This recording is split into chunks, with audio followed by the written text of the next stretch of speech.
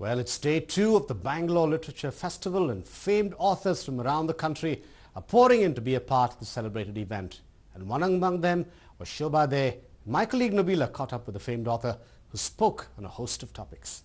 Let's listen in. There are a few people who strongly personify today's India, and when we talk about the women of India, there are a few names that first crop up in our head, and one of them is definitely Shobha De. I have with me today here the author, activist, socialite, and a lot more. Welcome to Bangalore. Thank you very much. Socialite, I don't know. The other labels I'm happy with. Shobha, what do you think of the Bangalore Literary Fest? This is my second year at the Bangalore Lit Fest. The first year was fabulous to start with. This year they've just taken it up several notches.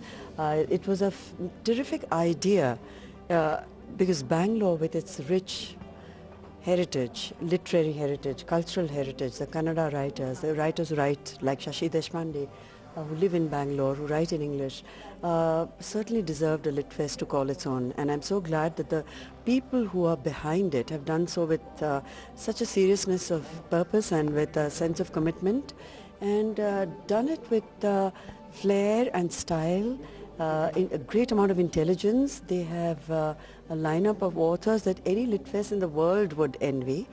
We are going to be listening to Chaurasia tonight, which is already a treat. And the venue is fabulous. So it gave writers an opportunity to meet with one another, spend time with each other, chat, exchange ideas, which you rarely get to do. All right. Moving on from literature, we do know you are always tweeting about a lot of current issues. Tell us something about the recent punishment to the rape culprits. What do you think? Well, I have written extensively on it. I've commented on it. The punishment, of course, there's no question that everybody across India welcomed the quantum of punishment that was given to the rapist. For me, the big concern was the person who was considered underage and who will soon be out maybe 2 years from now. And as has happened in the past, a lot of people, underage criminals, were out on the street in 2 years, 3 years' time, commit the same crime again and again. So I think we need to take a fresh look at the laws about what is exactly, who do you call underage?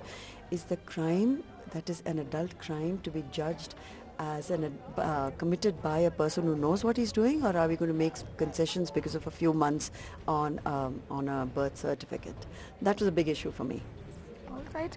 Do you have political preferences, just to know a little bit about you? Preferences, no. As any citizen of a democracy, I'm very engaged in the political system. I have my opinions, which I voice pretty boldly, I think. Political inclinations? Inclinations? None at all. It is not an option for me. It was never an option for me. I think I'm much more effective outside the system, and I wouldn't like to align myself to any political leader or any political party, because in a lot of ways I'll be robbing myself of that independence, which is very precious to me. What do you think of Modi being popularly already voted as the next Prime Minister of India even before the election?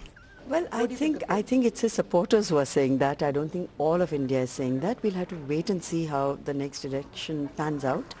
And I've written extensively about Modi. He's certainly a dynamic leader of his state. I don't think he qualifies as a national leader, and I do have moral issues with his politics. That's right. A little more about Rahul Gandhi, if you can tell us. Well, Rahul Gandhi is almost, it's a part of his genetic programming, and we are a country, as there are several other countries, which believes in dynasty politics. Whether he actually makes it as Prime Minister or not, we shall have to see, wait and watch. But right now, everything is in a kind of a grey area, and we really don't know which way the vote will go eventually. And the Indian voter, I find, always surprises us, everybody, with just common sense and unpredictability. And whatever the experts might say, the Indian voter is always 10 steps ahead. So I'm looking for a surprise element in this election. All right, let's hope there is a surprise. Coming back all the way to a little bit of entertainment, last few questions. What do you think about The Lunchbox and The Good Road? I've written Did, about did it. it deserve? Wait and read my column tomorrow morning about the two movies. But the point is I haven't seen The Good Road, so I cannot comment on a film I haven't watched. What about But I watched The Lunchbox. I thought it was a very good film. But to create an ugly debate out of whether it should have gone to the Oscars and whether The Good Road doesn't deserve to go to the Oscars, I thought could have been avoided. And we should be able to respect jury opinion. Otherwise, why have a jury? There were 16 people who thought it was a better film. And if the chairman has other ideas about it, which he has since retracted, Gautam Ghosh, that's his prerogative as chairman of the jury. But if 16 people have unanimously agreed that it's the film that should represent us, I think we should just respect that. All right, absolutely. A last question to you. Not every author novelist looks as fabulous as you do. Okay? Very kind. Thank you so much. My pleasure. I take that as a But- compliment. Thank you. But really, tell us about this whole myth about novelists or authors looking really, I think that's plain. no, that's a very sexist comment to start with. I don't know how else to put it. It's also has a lot to do with stereotyping, which I have been always and consistently against. I don't think writers or anybody who is not in showbiz is expected to look a certain way, and if they don't, that there's going to be so much comment on their physical appearance. There are writers and writers, some of them are extraordinarily glamorous, wonderful and good looking, including J.K. Rowling, who's very successful. So it's not fair to say that most women writers fall into the plain category. That's very offensive to a lot of women out there. All right, one last word about Bangalore. Bangalore, I have fallen in love with Bangalore 30 years ago, continue to visit the city at least 3 or 4 times a year.